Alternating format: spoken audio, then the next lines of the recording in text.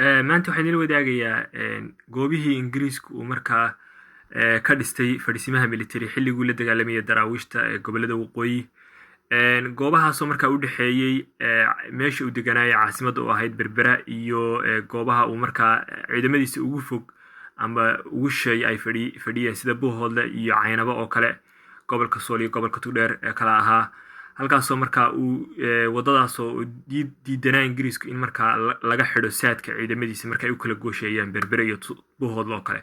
markaa si uu taa uga hortago in daraawiishtu jidgooyo ciidankiisa u dhigato, waxay sameeyeen deegaanada u dhexeeya deegaanadaas ayuu markaa wuxuu ka dhistay fadhiisimo military si markaa uu ilaashado communicationka u dhexeeya labada ciidan iyo sidoo kale saadka iyo wixii kale la xidhiidha. marka halkan sidoo kale waxaanu ka arki karnaa goobaha uu fadhiisimaha military ingiriisku ka samaystay, ciidamada uu goob walba tiradooda ku haystay amba ciidamada goob walba uu ilaalinayay, iyo sidoo kale goobaha uu sameeyey sida ay u kala muhiimsanaayeen oo la kala gareeyey oo markaa ahmiyad kala duwan la siiyey. tusaale ahaan berbero oo kale waxaa markaa caasimadda u fadhiyay 300 oo askari, marka laga tago ciidamada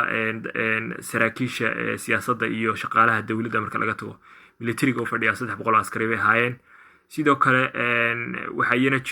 iyana gradekeedu ahaa markaa ay meelaha ugu muhiimsan markaa dowladda ingiriisku ay ahmiyadda weyn siisay. deegaanada ku hareeraysan markaa oo 3 fadhiisimood military iyadana laga sameeyey oo kala ahaa Duber, Kalgumrah meel la dhaho ma garanayo magaca haddaan khalday, iyo sidoo kale Bixinduule oo ah Bixinduule oo dabcan iyadana marka gobolka waqooyi galbeed marka laga soo baxo ama berbera marka laga soo baxo waa meesha ugu horeysa ee marka gobolka tugdheer laga galo. Bixinduule sidoo kale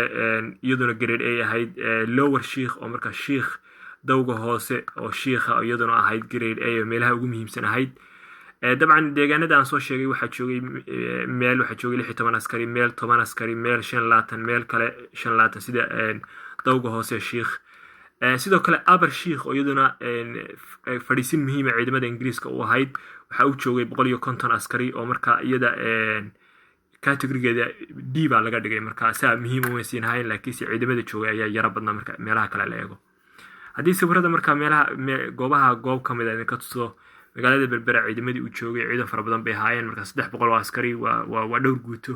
oo markaa ciidamadan ka mid ahaayeen oo markaa berbera joogay. haddii aynu berbera ka tagno iyadana waxaa weeye halkii saraakiishii iyo dowladda ingiriisku ay fadhiday oo markaa magaalada berbera ka baxsanayd 1 mayl iyo badh oo markaa laga dhisay residential area oo markaa saraakiisha madaxda martida imaanaysa waxaasoo dhan ingiriisku ugu talagalay. sidoo kale ceel buu meesha ka sameeyey oo dabcan waa isla berbera laakiinse 1 mayl bay ka yara baxsantahay iyo xoogaa. waa isla wargeys kale oo markaa isla areada soo sawiraya dabcan xafiisyadii dowladda iyo meelihii uu deganaa saraakiisha ingiriisku ay deganaayeen. dabcan iyagu nolol fiican bay ku noolaayeen, laakiinse waxaa jirta iyadana meel u dhow markaa ciidamada native-ka oo dadka Soomaalida u shaqeynaya ingiriiska oo markaa iyagana cariishyo amba wax buulal u eg iyagana ciidamada loo dhisay oo markaa loo sameeyey. kan waa dawga hoose amba Sheikh xagga hoose oo markaa dabcan ciidamadii Punjabiga ahaa ee 27 oo Punjab infantryga ciidamadii Punjabka ahaa Hindiya laga keenay oo Lower Sheikh jooga. waa dawga hoose Sheikh. dabcan waxay sameynayaan markan dawga ayay furayaan oo markaa wado ayay gacanta ka jareen magaalada buurta Sheikha. sidoo kale halkan waa kii hore waxa weeye iyadana Aber Sheikh oo markaa waa meesha sare ee markaa military postiga oo markaa iyaduna uu ku yaalayo dabcan 150 askari sidaan ayaa joogta oo markaa halkan oo laga dhigay markaa qalcad looga dhisay oo markaa station oo markaa laga ilaashado berbera laga ilaaliyo. halkanuna waxa weeye dawga sare ee Sheikh oo markaa ilaa dawga hoose oo markaa la isku xirayo oo markaa wadadii la furayo si markaa militarigu saadkiisa uu ka soo raro magaalada berbera uu sii marsado. dabcan waxa weeye ciidamadii guuto 27 Punjabka oo markaa road making oo wadada sameynaya at Lower Sheikh dawga hoose Sheikh markaa furaya. qaybo hore way sii jireen laakiinse qaybo yar oo xidhan baa jiray markaa ay markaa fureen. kuwii hore sii jirayna way ballaadhiyeen. markaa waxa weeye ciidamadii ingiriiska markaa dadku soo dhawsaday markaa dhisaya wadooyinka si markaa ay markaa saadkooda u kala marsadaan Burco iyo berbera iyo deegaanada kale markaa ay fadhiisimada ka dhisteen. deegaanada kale oo markaa ingiriisku fadhiisimaha military ka furtay waxay ahayd Duber meel la dhaho Goloji, Waran, burco beer oo dabcan iyada mid ku meel gaadha iyadana laga sameeyey ceelkadan leh meel la dhaho ceelkadan leh dabcan kirid waa meel iyaguna fadhiisimo kusii samaysteen dabcan laakiinse markii dambe daraawiishta ayaa iyaduna markay ka guureen la wareegtay oo markaa qalcad weyn ka dhisatay dabcan iyadana dib bay u qabsadeen markaa mar dambe ayaa daraawiishta laga qabsaday laakiinse muddo dheer bay qaadanaysa in daraawiish laga qabsado olasan iyadana meel la dhaho oo dabcan waxaan filaya xagga kor inay ku taalo qararo maaha labadii qararo ee caanka ah dhanka buuhoodle mid ku taalay midna qararo dhanka ogaada inay ku taalay tan waxa weeye qararo marka habar jeclada ay digto saan filayo haddaan khaldanayn oo marka iyaduna ay ka samaysteen fadhiisin military waa kan iyadoo markaa ingiriiskii oo fadhiisin military ka samaystay magaalada qararo oo dabcan waxaan filaya dhanka sool inay xigto iyadoo markaa midhaha fiic la saareen waatan iyadoo markaa dawga la ilaalinayo wadada caynaba ilaa iyo gobolka sool isku xidhaysa marka ingiriisku uu ilaashanayo dabcan ciidamada ilaalinaya waa ciidamada suudaana inta ciidana joogtay qararo waxa weeye 100 askari baa joogay dabcan way badan tahay marka la eego sababta waxay u baahan yihiin saad iyo joogto ah oo marka iyadoo special bay ahayd dabcan mid waxa jiray meelo lahaa ahmiyad gaar ah marka qararo iyada laftirkeeda ahmiyad gaar ay siiyeen sidoo kale ceelkadan leh oo kirid baan leeyahay oo iyadana afarta beenijo laga arki jiray waxa ka socda ka dhaqdhaqaaq ka sameynaya special baa lagu dhigay marka ahmiyad gaar ay la siiyey oo sababta marka daraawiishta ay uga qaadeen sidoo kale waxaa jirtay wadaamago iyadana grade C la siiyey oo dabcan iyadana 100 askari ay dhigeen wadaamago sawir baan ka hayay oo iyadana jirtay laakiinse waa kan oo marka dabcan iyadana military post bay ka sameeyeen waxaa iyadana jirtay meelo kale oo marka ay ka mid yihiin caynabo oo aanan sawir ka hayn laakiinse 25 askari baa laga iyadana waxaa la yidhi special oo meel ahmiyad gaara leh ceel daab oo dabcan iyada ciidan fara badan bay dhigeen oo markaa 200 oo askari bay geeyeen marka ciidamada ingiriisku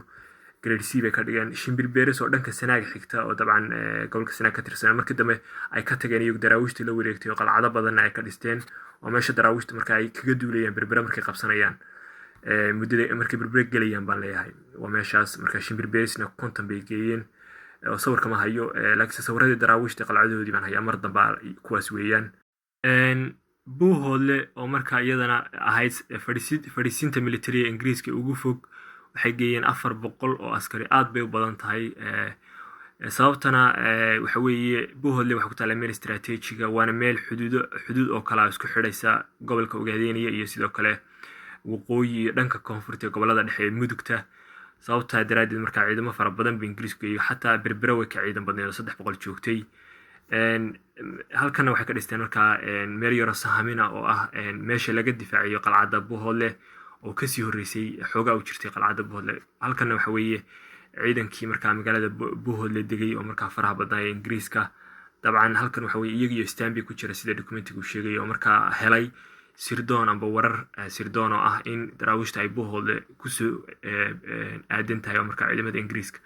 ay ka kicinayso buuhoodle dabcan waa ciidamadii sangaduudii ee laga keenay qaaradaha kale ee marka magaalada buuhoodle la keenay halkan waxa weeye dadkii xagga iyo berbere iyo burciyo kasoo raacay oo marka iyagu dhulka kala tusayey oo marka oodii u dhisaya xerada sariiba waxaa la dhaho amba xera military xaggana waxa weeye ciidamadii ingiriiska oo marka saraakiishii indhayndaynaya rarka laga rogoyay awrta dabcan sidoo kale waxaa jiray sawirro fara badan oo buuhoodla sida kuwan oo kale ciidanka intaa leeg 400 askari halkan ay deganaayeen waxa weeye waabooyinku waxa weeye meel aad weyn bay ahayd runtii aad weyn halkan waa kaydkii saadkooda halkan waxa weeye xerada ciidanka meel kala duwan stationka laga ilaalinayo waka oo askariga ingiriiska dhakada ka saarnaayo waa tower watch oo kale marka ilaalinaya xerada dabcan halkan waxa weeye waqacadii ingiriiska marka laga taagay amba laga yagleelay magaalada buuhoodle dabcan iyadoo dhismo ku socdana waan hayay sawirro fara badan baa buuhoodle ka yaala halkan waxa weeye markaa ciidamadii saraakiisha markaa jooga herar oo dabcan ay wada shaqeyn ka dhaxaysay ciidamada ingiriiska marka runtii halkan waxay ku tusinaysaa markaa meelihii kala duwanaa markaa ingiriisku ay ka samaysteen boostada military post fadhiisinka military si marka ay daraawiishta ula dagaalamaan oo sidoo kale ay u ilaashadaan lineka communicationka ay saadka iyo xogta isugu kala gudbinayaan ciidankoodu dabcan waa tan qalcadda buuhoodle laga taagay oo marka iyadana sawir dhanka kale laga qaaday dhowr dabaq bay ahayd oo markaa hal dabaq mise 2 dabaq asaas marka qalcad weyn bay ahayd markii dambe waa la burburiyey waa kuwan iyagoo waxaa la burburiyey May 1905 1905 baa la burburiyey